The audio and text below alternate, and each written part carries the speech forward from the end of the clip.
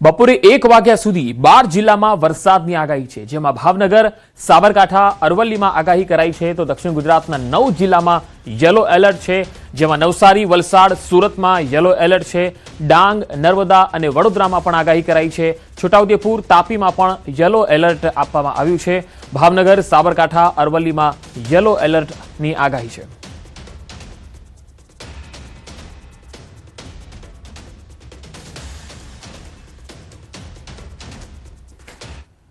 સુરતના ઉપરવાસમાં ભારે વરસાદને પગલે કીમ નદીમાં પૂરની સ્થિતિ જોવા મળી। માંગરોળ તાલુકામાંથી પસાર થતી કીમ નદીના પાણી મોટી નરોલી નજીક ફરી વળતા મોટું નુકસાન થયું છે। આ તસવીરો જુઓ। મોટી નરોલી નદી કાંઠે પાર્ક કરેલા 3 કરોડની ક્રેન અને 50 લાખના 2 ટ્રક કીમ નદીના પાણીમાં ગરકાવ થઈ ગયા। તસવીરોમાં તમે જોઈ શકો છો, હાલ કીમ નદીના પાણી ઉતરતા જોવા મળી રહ્યા છે, કારણ કે વરસાદે વિરામ લીધો છે। કીમ નદીના આકાશી દ્રશ્યો સામે આવ્યા, જેમાં તમે તસવીરોમાં જોઈ શકો છો। વધુ માહિતી મેળવીએ, સંવાદદાતા કેતન પટેલ મારી સાથે જોડાયા છે। કેતન, હાલ કીમ નદીમાં કેવી પરિસ્થિતિ છે? કઈ કઈ જગ્યામાં હજુ પણ પાણી ભરાયેલા છે નીચાણવાળા વિસ્તારોમાં? પંકજ, ચોક્કસથી વાત કરવામાં તો દક્ષિણ ગુજરાતની અંદર છેલ્લા 3 દિવસ પૂર્વે ધોધમાર વરસાદને પગલે કીમ નદીની અંદર પૂર જેવી સ્થિતિ જોવા મળી હતી, પરંતુ ગત રોજ જે વરસાદ બંધ થવાના કારણસર હાલ આજે કીમ નદીની અંદર હજુ પણ ઉપરવાસથી આવી રહેલ પાણીની અંદર વધારો ગત રાત સુધી જોવા મળ્યો હતો, પણ વહેલી સવારથી આજ રોજ કીમ નદીના પાણી ઉતરતા જોવા મળે છે। ખાસ કરીને વાત કરવામાં આવે તો માંગરોળ તાલુકાના મોટી નરોલીના નદી કાંઠા ઉપર 3 કરોડ રૂપિયાની કેન અને 50 લાખના હાઈવા એ પાણીમાં ગરકાવ થઈ જતા જે કેન સંચાલક છે એને મોટું નુકસાન વેઠવાનો વારો આવ્યો છે। ખાસ કરીને વાત કરવામાં આવે તો જે પ્રમાણે જોતા કે કીમ નદીની અંદર પાણી ધીરે ધીરે ઉતરતા વાહનો પણ બહાર નીકળે એવી શક્યતાઓ હાલ વર્તાઈ રહી છે। જી કેતન, આભાર માહિતી આપવા માટે। તો કીમ નદીના પાણીમાં 3 વાહનો ગરકાવ થયા, એની તસવીરો। હવે બીજી તસવીર ખાડીઓની બતાવીએ। સુરતમાં ભારે વરસાદ બાદ ખાડીઓમાં ઘોડાપૂરની સ્થિતિ છે। અનેક વિસ્તારોમાં જળબંબાકાર જેવી સ્થિતિ છે। બીજા દિવસે પણ ખાડીઓના પાણી યથાવત છે। રહેણાંક વિસ્તારોમાં હજુ પણ 5 થી 7 ફૂટ સુધી પાણી ભરાયેલા છે। સણિયા, હેમાદ, કુંભારિયા, મગોબ અને લિંબાયતમાં પાણીનો કહેર યથાવત છે। પૂરના પાણી ન ઓસરતા અસરગ્રસ્ત વિસ્તારોમાં જનજીવન ખૂબ જ પ્રભાવિત થયેલું જોવા મળે છે। તસવીરોમાં તમે જોઈ શકો છો કે ભારે વરસાદને પગલે જે પાણી ભરાયેલા છે ત્યાં હજુ પણ જનજીવન ઠપ છે। 5 થી 7 ફૂટ પાણી ભરાયેલા છે। પૂરના પાણી ઓસર્યા નથી।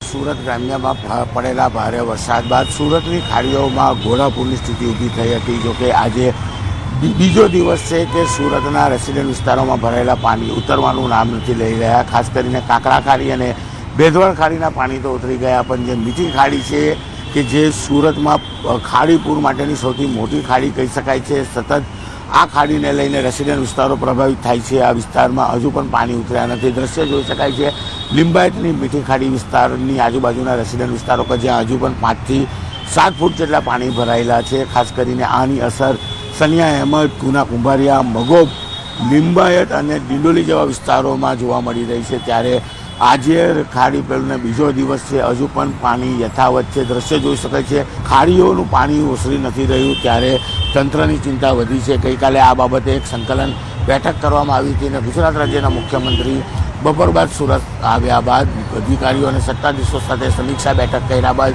આ વિસ્તારની વિઝિટ લે તેવી પણ શક્યતાઓ વ્યક્ત કરવામાં આવી છે। કેમેરામેન જીગર ગૂગલ સાથે કીર્તેશ પટેલ, ન્યૂઝ 18 ગુજરાતી, સુરત। સુરતમાં પૂરના પાણી ઓસર્યા, પરંતુ હાલાકી યથાવત છે। પર્વત ગામે પાણી ઓસર્યા બાદ નેતાઓ ફોટો પડાવવા દોડી ઉઠ્યા।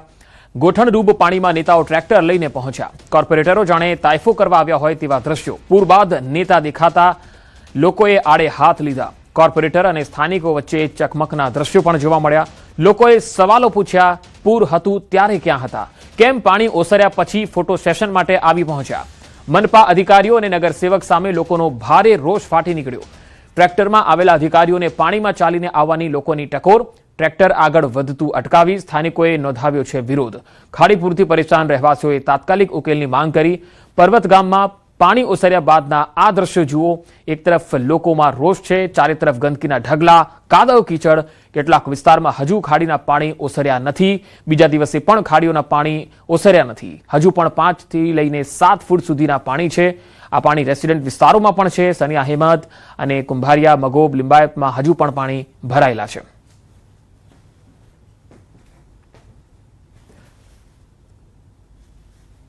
તો બે અલગ અલગ તસવીરો આપ જોઈ શકો છો. પર્વત ગામ પાટિયા વિસ્તારની આ તસવીરો.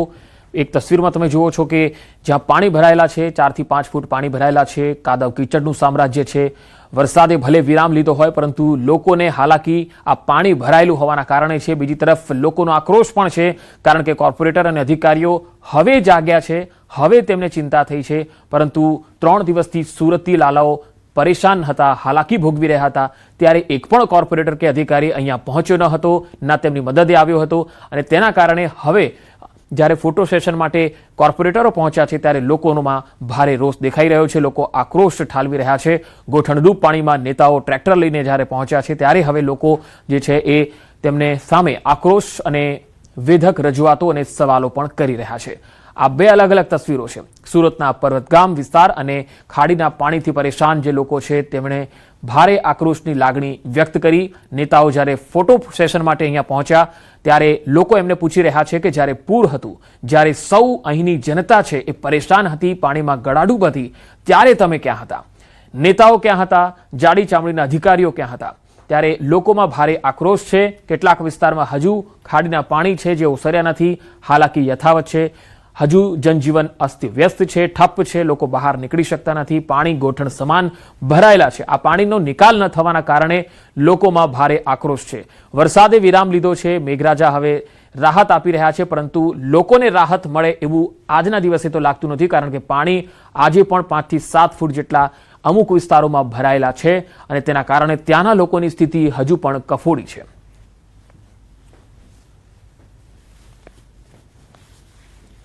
ગ્રામ્યમાં પડેલા વરસાદ બાદ જે પ્રકારે સુરતની ખાડીઓમાં પૂર જેવી સ્થિતિ ઊભી થઈ છે, ત્યારે સુરતનો લિંબાયત હોય કે પર્વત પાટિયા વિસ્તાર હોય, કેટલીક જગ્યાએ પાણી ઉતરાય છે તો કેટલીક જગ્યા પર પાણી નથી ઉતરાય, જેને લઈને સ્થાનિક લોકોમાં આક્રોશ જોવા મળી રહે છે. દ્રશ્ય જોઈ શકાય છે કે પર્વત પાટિયાનું ઓમનગર વિસ્તાર છે કે જ્યાં પાણી હજુ પણ છે.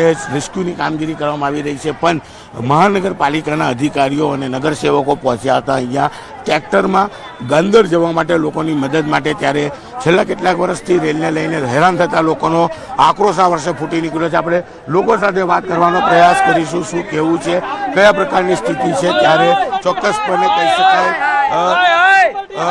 લોકોનો આક્રોશ જોવા મળે. બિલકુલ.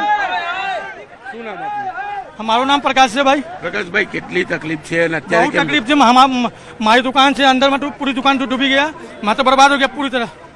कुछ नहीं बचा मेरा. मैं पूरा बर्बाद हो चुका हूँ. मैं रात को यहाँ 2 बजे तक डेड बॉडी पड़ी थी. नहीं कोई एम्बुलेंस वाला, नहीं कोई पुलिस वाला. मैं खुद मेरी आंखों से यहाँ ऊपर मैंने देखा. उसकी माँ को यहाँ लेके आए बाहर पानी में. वो उसने इतना चिल्लाया कि कोई पुलिस और एम्बुलेंस वाले आज तक नहीं आए.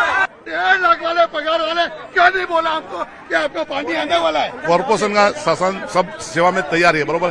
पब्लिक कॉर्पोरेशन वाला है तो सपोर्ट में है, પણ પબ્લિક को उसकी नाराजगी है. वो लोग दुखी हुआ है 2 दिन से. નારાજગી હોય. છેલ્લા કેટલા વર્ષોથી રેલ આવે છે, શું નિરાકરણ કરવામાં આવ્યું છે? बच्चे छोटे छोटे લોકોના ઘરોમાં પાણી છે, નાના બાળકો છે, 2 દિવસથી લોકો ભૂખા છે. આક્રોશ નહીં કરે તો શું કરશે?